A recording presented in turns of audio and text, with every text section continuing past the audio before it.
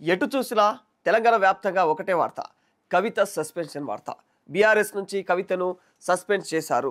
ఈ వార్త ఇప్పుడు హాట్ టాపిక్గా మారిపోయింది తెలంగాణ వ్యాప్తంగా కూడా. అయితే ఇదే కాదు, దీంతో పాటుగా తెలంగాణలో అంటే ఇదే అంశం ఇంకో విధంగా దారి మళ్ళింది. ఎందుకంటే కవితను సస్పెండ్ చేశాము అని బీఆర్ఎస్ వాళ్ళు ఏదైతే అంటే కవిత చేసిన వ్యాఖ్యలకు, బీఆర్ఎస్ నేతలపైన కవిత చేసిన వ్యాఖ్యలకు దాన్ని కప్పుపిచ్చుకునేలాగా బీఆర్ఎస్ అధినేత కేసీఆర్ కవితను సస్పెండ్ చేశారు. అయితే దాన్ని కప్పిపిచ్చుకునే ప్రయత్నం మాత్రమే చేసినట్లు బీఆర్ఎస్ ఆలోచన ఉంది. కానీ ఆ కవిత స్టెప్ మాత్రం వేరేలా వేసింది. అయితే ఇదే టైంలో నన్ను సస్పెండ్ చేస్తారా, అయితే ఖబర్దార్, నా సత్తా ఏంటో నేను కూడా చూపిస్తా అంటూ కవిత మరో అడుగు ముందుకేసి తన కొత్త పార్టీని ఇంకా పెట్టబోతున్నట్టుగా కూడా తను చెబుతా ఉంది. ఇంకా ఆ పార్టీ పేరు ఖరారు కాలేదు. ఇంకా పార్టీ పేరు ఏ విధంగా అంటే దానికి ఎలాంటి పేరు పెట్టే అవకాశాలు ఉన్నాయి. ఇంకా ఒకవేళ ఆమె పార్టీ పెడితే రాష్ట్ర రాజకీయాలు ఎలాంటి పరిణామాలు చోటు చేసుకునే అవకాశాలు ఉన్నాయి. ముఖ్యంగా ఈ అంశాలు అంటే ఆమె మరి పార్టీ పెట్టిన తర్వాత ఖచ్చితంగా మరి సక్సెస్ అవుతుందా అవ్వదా, ఇవన్నీ కూడా అంటే ఇదివరకు దేశవ్యాప్తంగా కావచ్చు, మన తెలుగు రాష్ట్రాల వ్యాప్తంగా కావచ్చు, ముఖ్యంగా ఇలా అంటే కుటుంబ పాలన చేసినటువంటి పార్టీలు ఏవైతే ఉన్నాయో ఆ పార్టీల నుంచి వాళ్ళ వారసులు విడిపోయి ఈ విధంగా పార్టీలు కొత్తగా పెడితే వాళ్ళు ఎంత మేరకు సక్సెస్ అందుకున్నారు, ఈ అంశాలన్నీ ఇప్పుడు మాట్లాడుకునే ప్రయత్నం చేద్దాం. ముఖ్యంగా కవిత ఈరోజు అంటే ఆమె గురించి చాలా హాట్ కామెంట్స్ నడుస్తూ ఉన్నాయి. ఎందుకంటే రాష్ట్ర వ్యాప్తంగా కూడా తెలంగాణ వ్యాప్తంగా కూడా ఇది వరకు కవిత తీసుకున్నటువంటి అంటే కవిత చేసినటువంటి మాటలు అందుకు సంచలనంగా మారాయి. అయితే ఏం జరిగింది ఇంటర్నల్గా, అసలు బీఆర్ఎస్లో ఏం కొనసాగుతుంది అన్న అంశం తెరపైకి వచ్చినప్పుడు ఖచ్చితంగా అక్కడ కవితను బీఆర్ఎస్లో కాస్త నెగ్లిజెన్సీ చూపించారు బీఆర్ఎస్ నాయకులందరూ కూడా. ఎందుకంటే కవిత ఎప్పుడైతే ఆమె ఎప్పటి వరకు అంటే జాగృతికి అధ్యక్షురాలు ఉన్నంత వరకు ఆమె బాగానే ఉంది, ఆమెను అందరు సపోర్ట్ చేసిరు బీఆర్ఎస్ నేతలందరూ కూడా. అంటే బీఆర్ఎస్ యాక్టివ్గా ఉన్నన్ని రోజులు ఆమెకు సపోర్ట్ ఉంది. కానీ ఎప్పుడైతే బీఆర్ఎస్ విఫలమైన తర్వాత ఈమెను నెగ్లెక్ట్ చేయడం మొదలుపెట్టారు. ఎందుకంటే ఈమె ఆల్రెడీ ఆమె పరిస్థితి ఎక్కడ నిలబడ్డా కూడా ఆమె గెలవలేని పరిస్థితి, ఆమెకు అంత ఫాలోయింగ్ లేదు, ఆమెకు సపోర్ట్ లేదు అన్న కోణంలో. కాకపోతే తండ్రి పేరు చెప్పుకొని కవితకు మాత్రం పెద్ద పేరు వచ్చింది అన్నది మాత్రం బీఆర్ఎస్లో ఉన్నటువంటి వాళ్ళ వెనుక ఉన్న నేతలే గుసగుసలాడిన వైనాలు.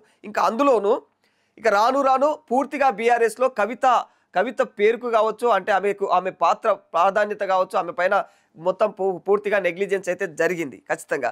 సో ఈ నెగ్లిజెన్స్ని ఆమె తీసుకోలేకపోయి ఖచ్చితంగా ఈమెనే అసలు ఆ పార్టీలో కీలకంగా ఉండకుండా చేస్తూ ఉన్నాయి కొన్ని దుష్టశక్తులు అన్న కోణంలో ఆమె కాళేశ్వరం అంశం తెరపైకి వచ్చినప్పుడు ఈ కాళేశ్వరంలో అవినీతి జరగడానికి ప్రధాన కారకులు అసలు ఎవరు అన్న విషయాన్ని బయట పెట్టేసింది హరీష్ రావు, సంతోష్ రావు అని. ఇక హరీష్ రావు, సంతోష్ రావు అని తెరపైకి ఎప్పుడైతే ఈమె బయటికి చెప్పగలిగిందో అప్పుడు బీఆర్ఎస్ నేతల్లో కాస్త ఈమె పైన ఇంకాస్త కోపం పెరిగిపోయింది.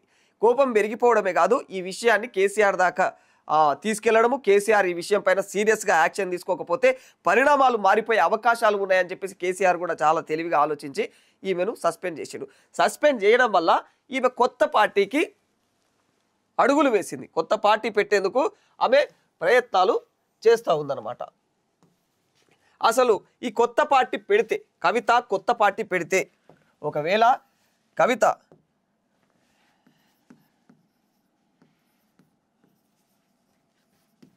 కొత్త పార్టీ పెడితే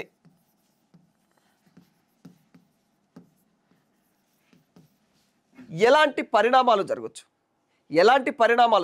ఆమె ఒకవేళ కొత్త పార్టీ పెట్టిందంటే రాష్ట్ర వ్యాప్తంగా కూడా ఎలాంటి పరిణామాలు జరిగే అవకాశాలు ఉన్నాయన్న కోణం చూసినట్టయితే, ఒకటి ఓటు బ్యాంకు ఖచ్చితంగా రాష్ట్రంలో నెంబర్ 1 జరిగేది ఏంటంటే ఓటు బ్యాంకు విభజన జరుగుతుంది, చీలిపోతుంది.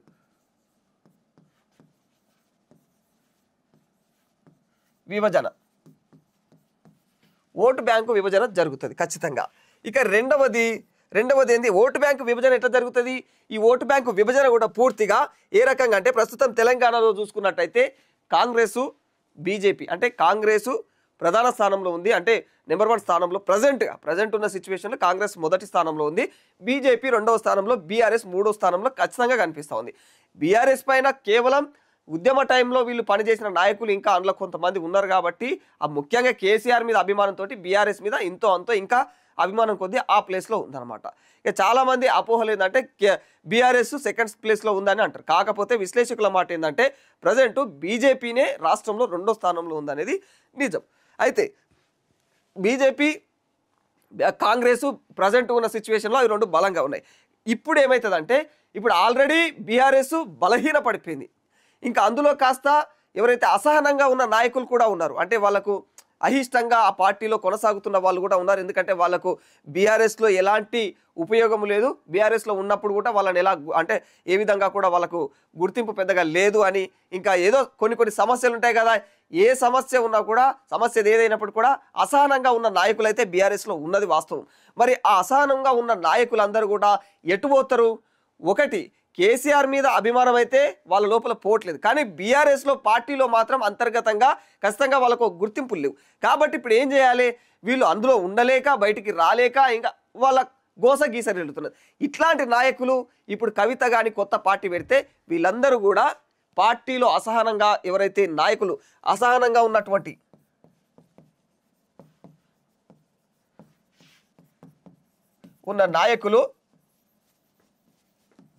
అసహనంగా ఉన్న నాయకులందరూ ఎటు పోతారు? వీళ్ళంతా కూడా కవిత పెట్టే కొత్త పార్టీ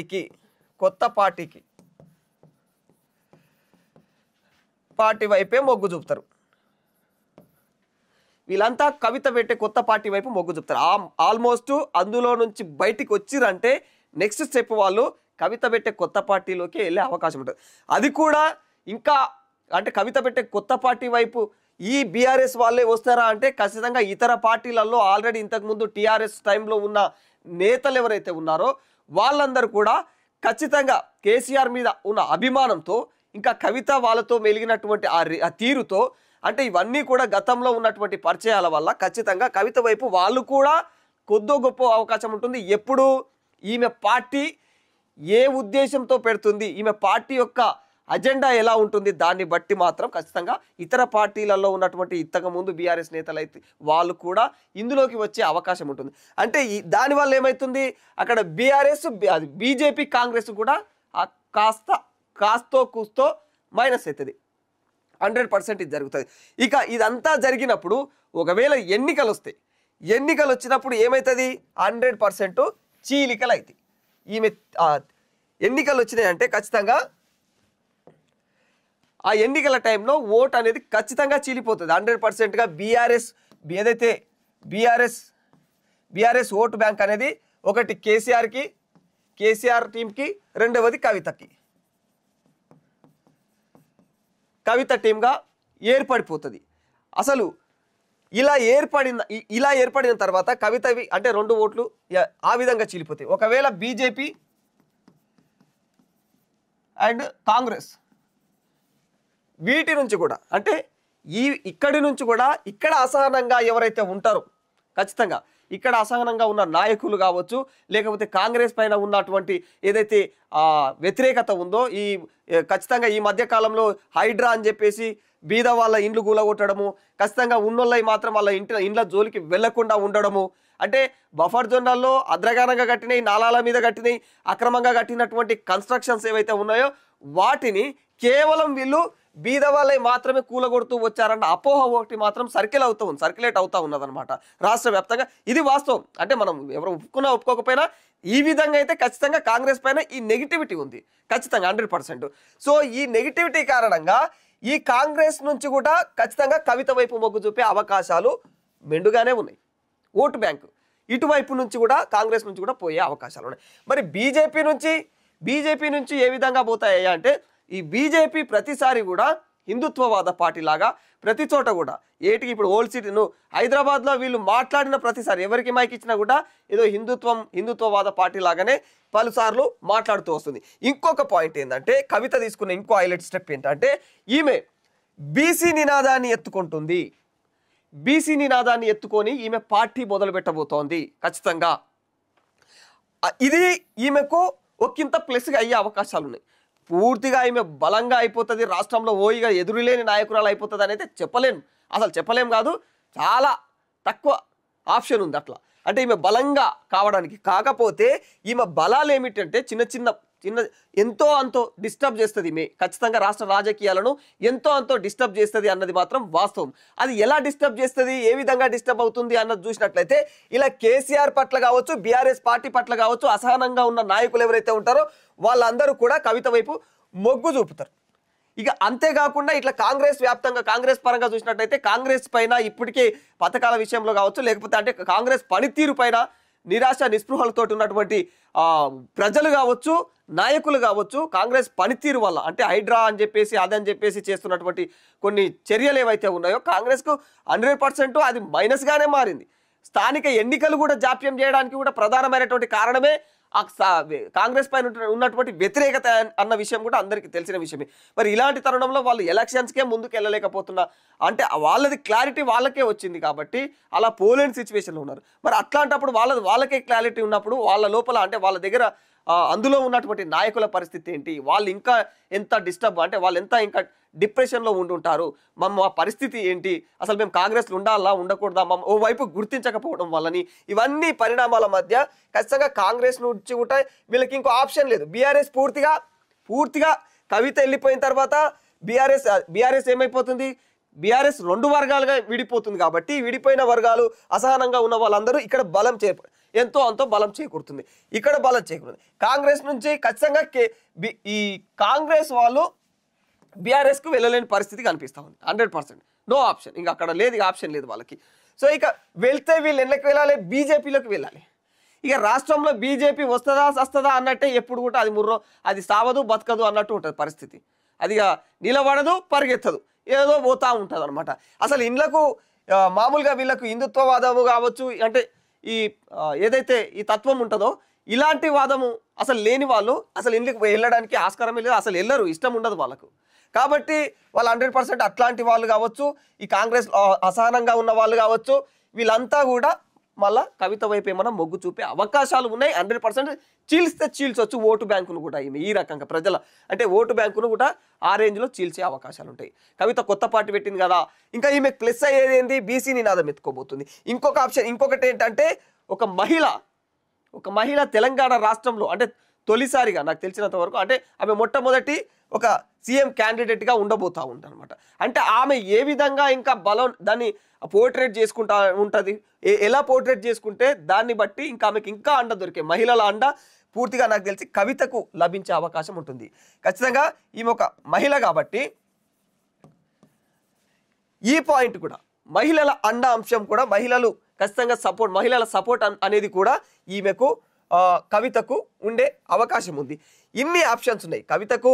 ఖచ్చితంగా ఇక్కడ అసహనంగా ఉన్న వాళ్ళు కవిత సైడ్ వచ్చే అవకాశం ఉంది, బీఆర్ఎస్లో అసహనంగా ఉన్న వాళ్ళు వచ్చే అవకాశం ఉంది, ఇంకా మహిళలు కాస్తో కూస్తో సపోర్ట్ చేసే అవకాశం ఉంది. ఎందుకంటే మహిళల తరపున ఆమె ఒక నాయకురాలు కాబోతా ఉంది. కాబట్టి ఖచ్చితంగా ఓ మార్పు రాష్ట్ర వ్యాప్తంగా కావచ్చు, దేశంలోనే ఒక మార్పును అంటే ఆమె వల్ల ముందే ఆమె అయిందని కాదు, ఇంతకుముందు చాలా అయిన వాళ్ళు ఉన్నారులే కానీ చాలామంది ఉన్నారులే కానీ మన రాష్ట్రాలలో తెలుగు రాష్ట్రాలలో తీసుకున్నట్లయితే ఖచ్చితంగా ఒక డిఫరెంట్గా ఒక మహిళ సీఎం ఉంటే ఎలా ఉంటుంది అనే ఆలోచన పుడితే మాత్రము ప్రజలందరికీ కూడా ఆమె వాక్ చాతుర్యం కావచ్చు కేసీఆర్ లాగానే అంతో ఇంత ఉంటుంది. కాబట్టి జరిగిన అవినీతులు ఏవో జరిగిపోయినాయి, ఇక నుంచి నేను ఖచ్చితంగా ప్రజల కోసం ఖచ్చితంగా పనిచేస్తా అన్నప్పుడు మాత్రం ఖచ్చితంగా ఇక్కడ మహిళల అండ కూడా సపోర్ట్ కూడా ఈమెకు లభించే అవకాశం ఉంది. ఇక బీసీ నినాదం ఎత్తుకొని బీసీలకు నిజాయితీగా నేను న్యాయపరంగా నేను నిలబడతా అనుకుంటే మాత్రం బీసీల ఓటు బ్యాంకు కూడా ఈమెకు పోయే అవకాశాలు మెండుగానే ఉన్నాయి.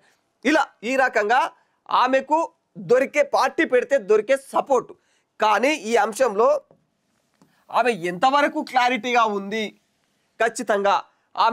ఖచ్చితంగా ఇందులో ఎంతవరకు ఆమె క్లారిటీగా ఉంది, వీళ్ళందరినీ అంటే ఇప్పుడు మనం చెప్పుకున్న అంశాలన్నిటికీ ఆమె ఆ పాయింట్స్ అన్ని పట్టుకోగలదా, ఆ పాయింట్స్ పట్టుకుంటేనే ఆమెకు ఆ బలం. ఇక లేదంటే ఇక మహిళా ఓట్ల ఆకర్షణ కూడా ఇక కంతో కొంతో ఉండొచ్చు ఉండకపోవచ్చు కూడా అన్నమాట. ఒకవేళ మహిళా ఓట్ల ఆకర్షణ 100% ఉన్నప్పటికీ అది ప్లస్ అవుతుందా అంటే ఏమో చెప్పలేని పరిస్థితి అనమాట. అంటే అది ఆమె బలమైన నాయకురాలు అవుతుందా అలాగైనా కూడా అంటే ఆ విషయం మాత్రం 100% మనం చెప్పలేని పరిస్థితి. అలియన్స్ ఇంకొకటి ఇక్కడ ఇంకో అంశం ఏర్పడుతుంది. ఈమె కొత్త పార్టీ పెడితే ఏం జరుగుతుంది, చీలికలు జరుగుతాయి అనుకున్నాం. రెండవ అంశం ఏంటంటే అలియన్స్ అంటే ఖచ్చితంగా ఈమె ఏం చేస్తుంది, ఇప్పుడు లేదా బీజేపీ అనేటివి రెండు ప్రజెంట్గా ఉన్నాయి, బెటర్గా నడుస్తూ ఉంది తెలంగాణ రాష్ట్రంలో, బెటర్గా ఉన్నాయి వాటి పరిస్థితి. కాబట్టి కవిత ఒకవేళ మళ్ళీ ఆమె కనుక కొత్త పార్టీ పెడితే ఖచ్చితంగా ఆమె ఎవరితో కలిసే అవకాశం ఉంటుంది కవిత అంటే ఈ పార్టీలతో అలియన్స్ అయ్యే అవకాశం. కాంగ్రెస్తో అలియన్స్ అయితే ఖచ్చితంగా బీఆర్ఎస్ ఓటు బ్యాంకు మొత్తం కాంగ్రెస్కు ప్లస్ అవుతుంది. అప్పుడు ప్లస్ అయ్యి ఖచ్చితంగా ఇటు కాంగ్రెస్ బలపడే అవకాశం ఉంటుంది. అంటే ఈమె 100% ఇండిపెండెంట్గా మాత్రము పెద్దగా పవర్ఫుల్గా అయితే మారే ప్రసక్తే లేదు.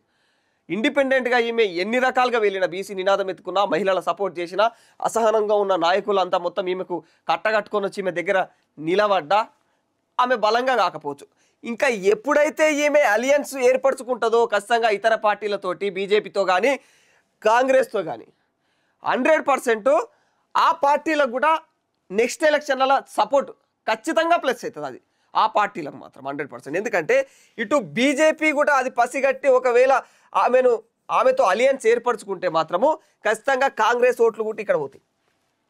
100% కాంగ్రెస్ ఓట్లు కూడా, కాంగ్రెస్ పట్ల ఉన్నటువంటి అసహనం అంటే ఓటు బ్యాంకులు, ఓటర్స్ ఎవరైతే కాంగ్రెస్ పట్ల, ప్రజలు ఎవరైతే కాంగ్రెస్ పట్ల అసహనంగా ఉన్నారో, ఏ రకంగా కాంగ్రెస్ చేస్తున్నటువంటి ఈ చర్యల వల్ల, ఈ కూల్చివేతల పర్వము, ఇదంతా వ్యవహారం వల్ల, ఒకవేళ అప్పటి వరకు కాంగ్రెస్ ఈ కాళేశ్వరం వ్యవహారాన్ని హైలైట్ చేసి అక్కడ అవినీతి పరులు బయటపడ్డా కూడా పెద్దగా కాంగ్రెస్కు ప్లస్ అయ్యే అవకాశాలు అంతో తక్కువే. ఎందుకంటే కాంగ్రెస్ చేసినటువంటి ప్రజలు ఎప్పుడు మాట్లాడుకున్నా కూడా ఎంతసేపు కేసీఆర్ అవినీతి చేసిండు, హరీష్ రావు అవినీతి చేసిండు అని ఎంత సర్క్యులేట్ అయినా కూడా ఆ కేసీఆర్ వైపే అంటే తన పైన ఉన్నటువంటి అభిమానం, ఆ ఉద్యమ సమయంలో అతను తీసుకున్నటువంటి నిర్ణయాలు కావచ్చు, ఎట్లా ఇవన్నీ కూడా ఇంకా కూడా కేసీఆర్ వైపే వాళ్ళ ఆలోచనలు ఉన్నాయి. ఇక ఇలాంటి తరుణంలో కాంగ్రెస్ తీసుకున్నటువంటి, ఖచ్చితంగా కాంగ్రెస్ ఈమె కవితను వదిలేస్తే మాత్రము కాస్త మైనస్ కావచ్చు. కవితను ఎవరు పడితే మాత్రం బీజేపీ పడితే నెక్స్ట్ ఎలక్షన్స్లో ఖచ్చితంగా బీజేపీకి ఏమైనా ప్లస్ అయ్యే అవకాశాలు కూడా ఉండొచ్చు అనేది విశ్లేషకుల మాట. ఇది అలియన్స్ ఒకటి. ఈ రకంగా పార్టీలో ఆమె కొత్త పార్టీ పెడితే ఒకటి ఓట్లన్నీ ఎక్కడొక్కడ చెల్లా చెదురు చేస్తుంది, చీలిపోతాయి, మోస్ట్లీ ఎక్కువ శాతం చీలిపోతాయి. అప్పుడు కాస్త రాష్ట్రంలో కాస్త సిచ్యువేషన్ టఫ్గానే మారుతుంది. ఒకవేళ ఆమె అలియన్స్ ఏర్పరచుకుంటే పరిస్థితి ఎవరితో సపోర్ట్ ఉంటే వాళ్ళు మాత్రం గెలుస్తారు. ఇంకొకటి ఖచ్చితంగా బీఆర్ఎస్ ఏదైతే బీఆర్ఎస్ పార్టీ ఉందో బీఆర్ఎస్ మాత్రం ఇక నామరూపాలు కూడా ఉంటుంది అప్పుడు ఖచ్చితంగా. అప్పుడు ఈమె ఎవరితో అలియన్స్ ఏర్పరచుకుంటే ఇక అప్పుడు ఏమవుతుందంటే అదే కుటుంబంలో నుంచి వచ్చినటువంటి వ్యక్తి, ఆ కుటుంబం నుంచి వచ్చినటువంటి కవిత ఇప్పుడు మాతో కలిసి పనిచేస్తూ ఉంది అన్నప్పుడు అసలు అక్కడ ఇక అందులో బీఆర్ఎస్లో నాయకులను ఏ రేంజ్లో దుమ్మెత్తి వస్తారో ఇక మనం చెప్పలేని విషయం అది ఖచ్చితంగా. ఎందుకంటే మామూలుగానే వదిలిపెట్టరు. ఇక కవిత అక్కడ చేరిందంటే కవిత సపోర్ట్, సొంత ఇంటి అంటే ఆమెనే బయటికి తన్నిండ్రు, ఆమెనే బయటికి వెళ్ళగొట్టిరు, నెట్టేసిర్రు అన్న కోణంలో ఈ రకంగా వార్తలు మాత్రం 100% అవి వీళ్ళకు ప్లస్ అవుతాయి అనమాట. ఎవరైతే అలియన్స్ అవుతారో వీళ్ళకి ప్లస్ అవుతాయి. సొంత కూతుర్ని కూడా నిజంగా చూడొచ్చు, వాళ్ళు ఎంత స్వార్థపరులు అంటే కనీసం వాళ్ళు స్వార్థం కోసం వాళ్ళ అవినీతి ఎక్కడ బయట పెడుతుందో అని చెప్పేసి కన్న కూతురుని కూడా బయటికి నెట్టేసి కేసీఆర్ అని చెప్పేసి అదొక అపనింద పడుతుంది కూడా. ఇక ఆ రకంగా కూడా జరిగే అవకాశాలు ఉన్నాయి అన్నట్టు. మరి నెక్స్ట్ ఒకవేళ ఈమె పార్టీ పెడితే ఆ అలియన్స్ పరిణామాలు ఇవన్నీ కూడా ఈ విధంగా ఉంటాయి. ఇక బీఆర్ఎస్కి ఏం జరుగుతుంది అంటే బీఆర్ఎస్ మాత్రం 100% పూర్తిగా బీఆర్ఎస్ పరిస్థితి పూర్తిగా ఇప్పటికే 2023 ఎన్నికల తర్వాత ఎప్పుడైతే ఆల్రెడీ బలహీన పడిపోయింది. ఇక కాస్త అంటే ఆ టైంలో నియంత పాలన ఆ కథ, ఇక ఆ టైంలో తీసుకున్నటువంటి నిర్ణయాలు, వాళ్ళు చేపట్టి ధరణి, ఇవన్నీ ఆ స్కాములు, ఇవన్నీ పెద్ద కథ. అంటే జనాలకు పెద్ద కన్ఫ్యూజన్ ఏర్పడింది. ఏంది ధరణి పూర్తిగా వాళ్ళ మీద వ్యతిరేకత తీసుకొచ్చారు. యాక్చువల్గా వీళ్ళు అర్థం కాకుండా ఎన్ని పనులు చేసుకొచ్చినా కూడా, వీళ్ళు అర్థం కాని పనులలో ఎంత తిన్నా కూడా ప్రజలు పట్టించుకోలేరు, అసలు వాళ్ళకి తెలియదు కూడా అవన్నీ కూడా. కాకపోతే మీరు పథకాలు ఇస్తున్నామన్నట్టుగానే చేస్తూ ఖచ్చితంగా ధరణి అనేది తీసుకొచ్చి బీదోళ్ళ పొట్టగొట్టడం మొదలుపెట్టింది. అయితే గుర్తుపెట్టుకోవాల్సిన విషయం ఏంటంటే కాంగ్రెస్ కానీ బీజేపీ కానీ, కాంగ్రెస్ కానీ బీఆర్ఎస్ కానీ, కాంగ్రెస్ వాళ్ళు చేసిన పాపం ఏంటంటే ఈ బీద ప్రజల యొక్క ఇండ్లను కూలగొట్టడం. ఇండ్లు ఏవైతే ఇల్లులు కూలగొట్టడం, ఇక్కడ వీళ్ళకు వ్యతిరేకత స్టార్ట్ అయింది ప్రజల నుంచి. వీళ్ళేం చేసిరు, వీళ్ళు తీసుకున్న నిర్ణయాలు ఏంటంటే ధరణి. ఆ టైంలో ధరణి పూర్తిగా భూ స్కాములు, మొత్తం ఇక భూ స్కాములు జరిగినాయి. భూ స్కాములు జరిగినాయి ఈ ధరణి వల్ల. అప్పుడు కాబట్టి అంటే చాలా మంది బీదలు చాలా ఇబ్బందుల పాలయ్యారు. అసలు ఇలా ఆన్లైన్ ఎక్కించడము ఇవన్నీ అంటే డిజిటలైజ్డ్ చేయడం తప్పు కాదు, చేయాలి, కానీ ప్రాపర్గా చేయాలి, పకడ్బందీ చేయాలి. ఈ డిజిటలైజ్ చేసేటప్పుడు మరి అవకతవకలు జరుగుతాయి అంటే ఒకరి పేరు మీద ఉన్న భూమి ఇంకొకరి పేరు మీదకి ఎట్లా పోతుంది? అంత నిర్లక్ష్య ధోరణితో అధికారులతో ఎందుకు పనులు చేపించారు అనేది ఆ టైంలో ప్రజలు అసలు పూర్తిగా వ్యతిరేకత వచ్చింది. ఈ బీఆర్ఎస్ అంటే ధరణి వల్ల, ధరణి ఎప్పుడైతే వీళ్ళు తీసుకొని వచ్చారో ఇది పెద్ద మైనసాలకు, వీళ్ళు పెద్ద ఇది మేము ఏదో సాధికారత ఒక రేంజ్లో మేము డిజిటలైజ్ చేస్తున్నాం, ఇక డిజిటల్గా తెలంగాణను వేరే రేంజ్లో తీసుకుపోతున్నామని వీళ్ళు అనుకున్నారు ఆ టైంకు. కానీ వీళ్ళకి బెడిసి కొట్టిన అంశం ముఖ్యంగా ఇది వాస్తవం. ప్రజల వాళ్ళ భూములు కొంతమంది అయితే అక్రమంగా కూడా లాక్కున్న ఏరియాలు ఉన్నాయి.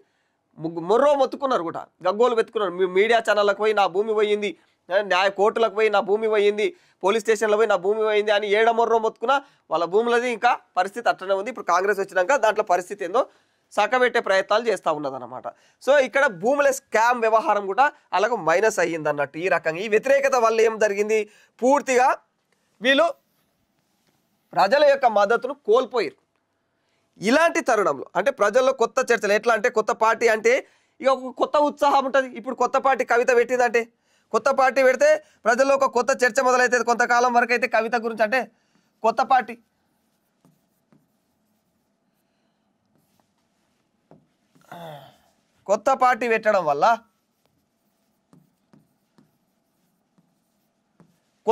పెట్టడం వల్ల ప్రజల్లో ఒక రకమైనటువంటి ఉత్సాహం. అంటే తెలంగాణలో చూసుకుంటే ఖచ్చితంగా 100% ఏదన్నా ఇప్పుడు ఉందంటే బలంగా ఉన్న పార్టీ కాంగ్రెస్ ఉంది. అంటే బీజేపీ మాత్రమే ఉన్నాయి. ఎందుకంటే ఇవి జాతీయ పార్టీలు రెండు కూడా ఇప్పటికీ. ఇక లోకల్ పార్టీల రకంగా ఒక బీఆర్ఎస్ ఒకటే ఉంది.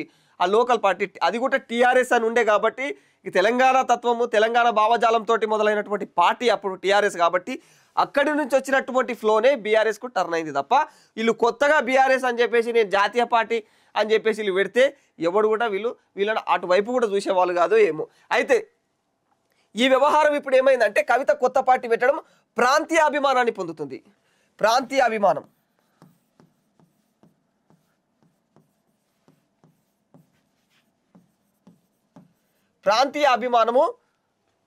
పొందుతున్న ఆ ప్రాంతీయ అభిమానము ఈమె వైపు ఏమైనా మొగ్గు చూపే అవకాశాలు కూడా ఉండొచ్చు. మళ్ళీ ఈ రకంగా కూడా ఈమె కొత్త పార్టీ పెడుతుంది. కవిత కేసీఆర్ కూతురు. ఇక్కడ కేసీఆర్కి వ్యతిరేకత వచ్చింది కానీ కేసీఆర్ కూతురు అనగానే కేసీఆర్ బొమ్మ ఎవరు వాడుకున్నా కూడా వాళ్ళు హైలైట్ అవుతారు. అది మాత్రం నిజం. ఈ కవిత కూడా ఏం చేస్తుంది, కేసీఆర్ బొమ్మ ఒకటే కాదు, ప్రొఫెసర్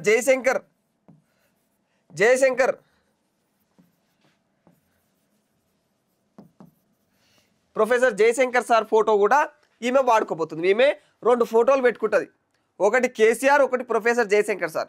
ఇక మధ్యలో ఈమె ఉంటుంది. ఇక ఇవి ఈమె యొక్క బలాలు. ఈ ఫోటోలు ఈ 2 ఫోటోలను తీసుకొని అంటే పెట్టుకొని పార్టీని నడిపిద్దామని దృష్టి అంటే ఆమె ఉద్దేశంతో ఉన్నట్టుగా కూడా క్లియర్గా చర్చలు కూడా నడిచినాయి దానిపైన. ఇంకా దానికి సంబంధించి ఎలాంటి అంటే పార్టీ కూడా ఎలాంటి నామకరణం చేసే అవకాశం ఉందనేది కూడా ఇక రాబోతా ఉన్నది ఈ అంశం ఇప్పుడు. అందుకే తెలంగాణ వ్యాప్తంగా కూడా ఈ రకంగా హాట్ టాపిక్గా మారిపోయింది. అర్థమైంది కదా. అంటే కవిత కొత్త పార్టీ పెడితే జరిగే పరిణామాలు 100% పూర్తిగా చీలిపోతాయి అన్ని పార్టీలలో. ఈమె సపరేట్గా ఉంటే మాత్రం. ఈమె అలియన్స్ అయితే ఏ పార్టీతో ఈమె కలిసిపోతే ఆ పార్టీతో వీళ్ళకు అంటే ఆ పార్టీకి బలం పెరిగే అవకాశం ఉంటుంది ఖచ్చితంగా. కాకపోతే ఎవరైతే ఈమెను ఆ పార్టీలో చేర్చుకుంటారో వాళ్ళకి కాస్త మైనస్ కూడా ఉంటుంది. ఎందుకంటే అవినీతి పరుల కుటుంబం నుంచి వచ్చినటువంటి కవిత ఈమె అవినీతి ఎందుకు చేయదు, ఈమె అవినీతి చేస్తుందని ఎవరు చెప్తారు? ఈమెతో అలియన్స్ ఏర్పరచుకున్న వాళ్ళు కాదు, ఇంకొకరు ఉంటారు కదా మిగిలిన వాళ్ళు. కాంగ్రెస్ను విడిచిపెట్టుంటే కాంగ్రెస్ వీళ్ళ మీద అప్పుడు అంటది. ఇక చూసినావా, అవినీతి పరుల కుటుంబం నుంచి వచ్చిర్రు, అవినీతి ఈమె కూడా గదే ఎలగ పెడతారు తప్ప ఇప్పుడు వాళ్ళతో అలియన్స్ అయ్యారు. బీజేపీ కూడా గంతే, 2 ఒకటే, ముందు నుంచే గదే కథాలది అని చెప్పేసి ఇది ఒక ప్లస్ పాయింట్ ఇప్పుడు కాంగ్రెస్కి. ఒకవేళ కాంగ్రెస్ వీళ్ళని వదిలిపెడితే ఇక కాంగ్రెస్తో వీళ్ళాడైతే కూడా సేమ్ బీజేపీ అదే ఎత్తుకుంటుంది. చూసిరా కాళేశ్వరం వ్యవహారాన్ని ఖచ్చితంగా ఏదో తెరపైకి తెచ్చినామన్నట్టు చేసిరు. ఇక పూర్తిగా ఇప్పుడు కేంద్రం పైన వేసిరు. కేంద్రం దాని అంతు చూస్తుంది ఖచ్చితంగా. ఈ కాళేశ్వరం వ్యవహారంలో దొంగలు ఎవరు అనేది అంతు చూస్తారు. ఇక దొంగల ఆ అవినీతి ఆ కుటుంబం నుంచి వచ్చింది కాబట్టి ఈమె కూడా ఇంకా అలా లెక్కనే ఉంటుంది తప్ప కొత్తగా అయితే ఉండదని వాళ్ళు అదే పాట పడతారు. సో ఈమె ఏ పార్టీలకు పోతే ఆ పార్టీలకు ఆ మరక అంటే అవకాశాలు కూడా మెండుగా ఉన్నాయి. సో ఓవరాల్గా చూసుకున్నట్టయితే ఈమె ఒక కొత్త పార్టీ పెట్టడం అనేది తెలంగాణ రాష్ట్ర వ్యాప్తంగా కొత్త అంశం లాగా హాట్ టాపిక్ గానే మారిపోయింది. ఈ అంశం కాస్త అంటే ఇది మహిళలు ఈమెకు ఒకవేళ సపోర్ట్ చేసే అవకాశం ఉంటుంది. ఇట్లా మహిళల విషయంలో కూడా ఇది ఒక రకమైనటువంటి ఒక కొత్త ఊపే అని చెప్పుకోవాలి. ఈమె పార్టీ పెడితే ఒక మహిళ ఆ పార్టీకి ఒక మహిళా అధ్యక్షురాలు కావచ్చు, ఆ పార్టీ నుంచి ఒక మహిళా సీఎం క్యాండిడేట్ కావచ్చు, ఇట్లా కొత్తగా ఉంటుంది అనమాట. ఇదంతా రాష్ట్రంలో, తెలుగు రాష్ట్రాలలో ముఖ్యంగా. ఇక మరి ముఖ్యంగా ఈ విధంగా అయితే ఒకవేళ కొత్త పార్టీ పెడితే సక్సెస్ అవుతుందా కాదా అనేది మాత్రం 100% ఈమె తీసుకున్న నిర్ణయాల మీద ఆధారపడుతాయి. ఇప్పటి వరకు అయితే అదే కుటుంబాల నుంచి అంటే పక్కకు వచ్చి కొత్త పార్టీలు పెట్టి కుటుంబ పాలన చేసినటువంటి ఆ పార్టీలు ఏవైతే ఉన్నాయో ఆ పార్టీల నుంచి పక్కకు వచ్చి వాళ్ళ వారసులు కొత్త పార్టీలు పెడితే మాత్రం బాగుపడ్డ దాఖలాలు దేశంలో ఎక్కడ లేదని అయితే క్లియర్గా చెప్తా ఉన్నారు. ఎప్పుడైతే ఆ పార్టీలో ఉండి ఆ పార్టీలో పనిచేసి ఆ పార్టీలో అంటే కుటుంబ పాలన కాకుండా ఆ పార్టీలో కొంతమంది ఇప్పుడు హరీష్ రావు లాంటి వ్యక్తిగా కావచ్చు, లేకపోతే ఇప్పుడు ఈటల రాజేందర్ ఉన్నాడు ఆ పార్టీలో పనిచేసి ఆయన పక్కకు వచ్చి అదే పార్టీ పేరును వాడుకుంటూ సేమ్ అదే పార్టీ పేరును వాడుకుంటూ దాని పక్కకి ఏదో తోక తలిగించుకొని పార్టీని నడిపిస్తే ముందు బాగుపడ్డ పార్టీలు అయితే దేశంలో ఉన్నాయి. కాంగ్రెస్ నుంచి విడిపోయి ఇంకో ఏదో వైఎస్ఆర్సీపీ కాంగ్రెస్ ఇవి సక్సెస్ అయినాయి ఈ టైప్లో. అంటే ఆ పార్టీలో పనిచేసిన వాళ్ళు పక్కకు పోయి వాళ్ళ ఇట్లా పెడితే. కానీ వారసత్వంగా వచ్చిన పార్టీలలో పనిచేసి వాళ్ళ వారసులే పక్కకు ఈ పార్టీలు పెడితే బాగుపడ్డ దాఖలాలు అయితే లేవు. ఫర్ ఎగ్జాంపుల్ పక్క రాష్ట్రంలో షర్మిలక్క, ఈ రాష్ట్రంలో ఈ అక్క కూడా అంతనే అవుతుందా అనేది కూడా ఒక ఊహాగానాలు. అంటే ఇది మనం చెప్తున్న మాట కాదు, ఆల్రెడీ రాజకీయ నిపుణులు చెప్తున్న మాటలు ఇవన్నీ కూడా. ఓవరాల్గా ఇది కవిత కొత్త పార్టీ పెడితే జరిగే పరిణామాలు ఈ రేంజ్లో ఉండబోతున్నాయి.